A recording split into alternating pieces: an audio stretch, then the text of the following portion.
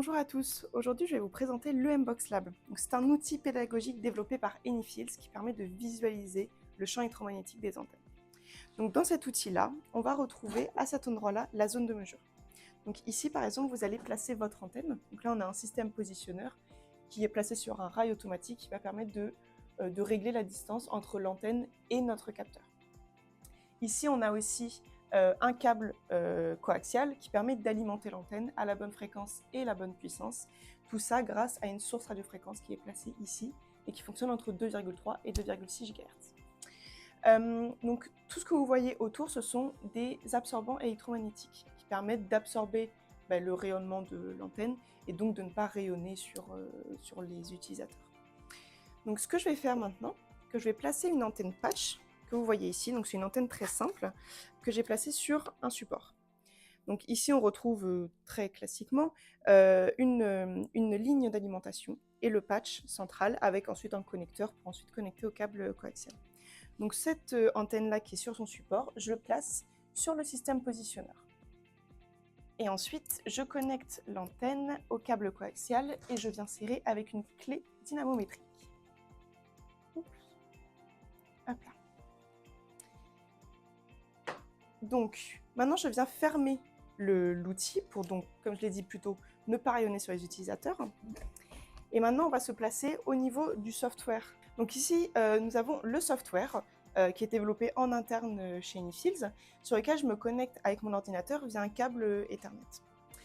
Donc ce que je vais faire ici, c'est je vais faire une mesure très très simple, où on va donner la fréquence de mesure de rayonnement de l'antenne, et ensuite la distance. Donc comme je l'ai dit, il y a le rail automatique qui va permettre de déplacer l'antenne à la distance que je décide.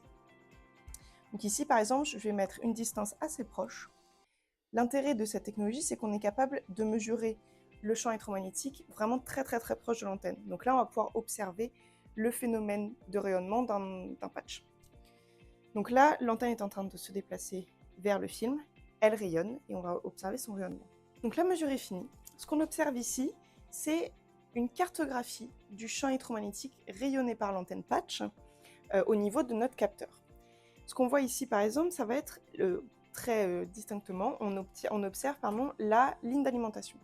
Et ici en fait, on a le patch avec les bords du patch qui rayonnent, qui diffractent. Donc ça c'est le comportement très classique d'un patch et c'est une mesure qu'on est capable de faire parce qu'on peut se mettre vraiment très très proche de l'antenne.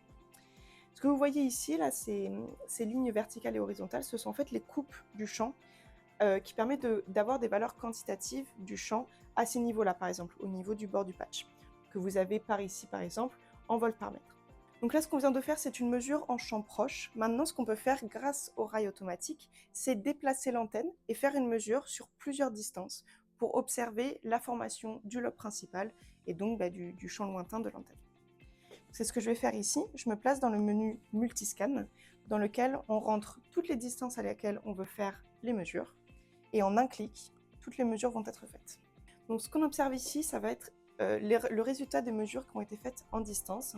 Donc ici, par exemple, vous avez la distance, enfin la même mesure que je vous ai montré tout à l'heure, à 1 mm, 2 mm et 2 cm et 5 cm.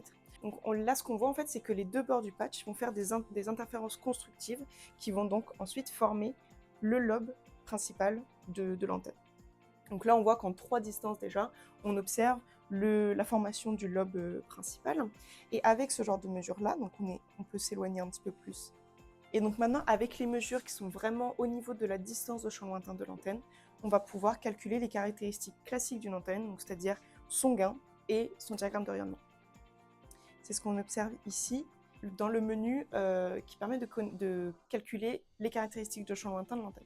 Donc là, à cette distance-là, ce qu'on est capable de calculer, c'est le gain de l'antenne au niveau du maximum de rayonnement et ensuite les ouvertures horizontales et verticales en θ 3 dB. Donc là, à peu près 50 degrés pour les deux axes.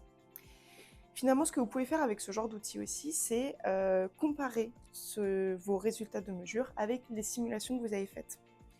On a un menu qui permet de comparer les deux choses. Donc ici, par exemple, vous rentrez une simulation. Donc là, on est compatible avec les simulations CST, HFSS et FECO. Et ici, vous mettez la mesure de l'antenne que vous avez fabriquée. Et donc là, on est vraiment capable de comparer quantitativement les niveaux des deux antennes que vous avez, donc celle que vous avez simulée et celle que vous avez conçue et mesurée.